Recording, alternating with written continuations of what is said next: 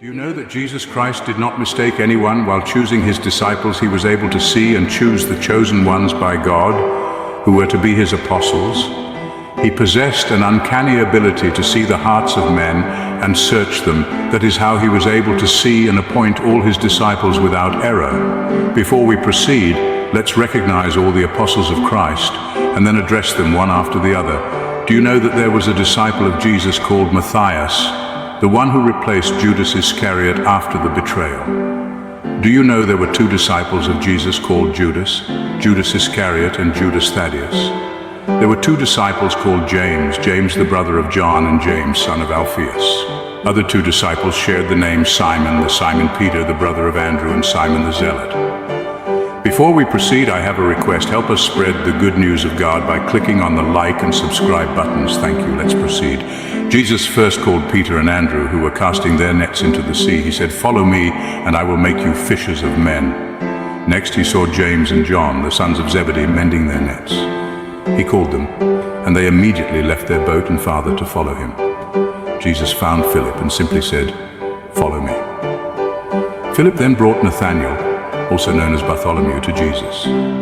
Matthew, a tax collector, was called while sitting at his tax booth. Jesus said, "Follow me." And Matthew rose and followed him. Thomas, James the son of Alphaeus, Thaddeus, Simon the Zealot, and Judas Iscariot were also chosen, each leaving their past behind to join Jesus. James and John, the sons of Zebedee, known for their fiery temperament and quick tempers and their devotion to their craft. They were mending their nets with their father Zebedee. James, John, leave your nets and follow me. I will make you fishers of men. Without hesitation, they dropped their nets. They were excited to be called by Jesus. They responded in joy and humor. Jesus possessed an uncanny ability, an extraordinary ability to see into the hearts of men, to see the disciples to be despite having never met them. Jesus never made a mistake because no one refused or rejected the call of Jesus. They were chosen by God for that. They could not reject their divine calls. His call to discipleship was often extended as a simple invitation. Follow me. The called disciples had passion for it.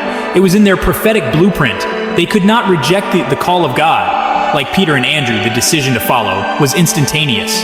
It was as if it was Jesus' call. They were waiting all along. They recognized in Jesus something unique and extraordinary.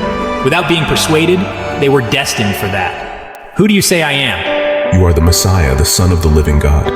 In that moment, Peter became the rock upon which Jesus would build his church. The blind man, his heart pounding, stumbled towards Jesus, guided by the Master's voice. What do you want me to do for you? Jesus asked gently. Lord, I want to see. Receive your sight. Your faith has healed you. Darkness gave way to light. Tears of joy streamed down his cheeks. A scene unfolded in the home of Simon the leper in Bethany. A woman anoints Jesus' feet with expensive oil.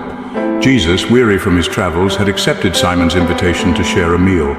As they were around the table in the home of Simon the leper, a woman approached Jesus, her eyes filled with a love that transcended words.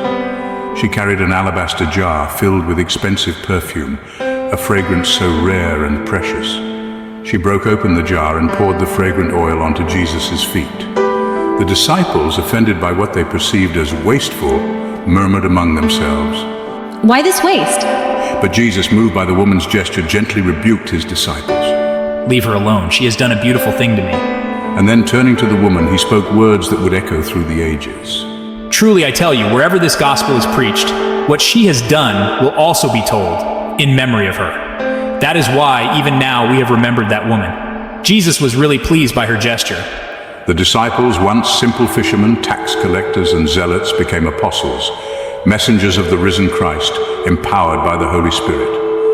They faced persecution, imprisonment, and even martyrdom, but their experience with Jesus made them remain strong and firm. Their stories, chronicled in the Gospels and the Acts of the Apostles.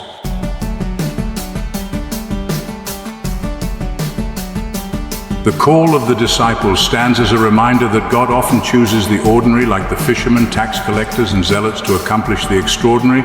The story of Jesus and his disciples is a living testament to the transformative power of faith. It continues to unfold in the lives of countless individuals who seek to answer the call to discipleship.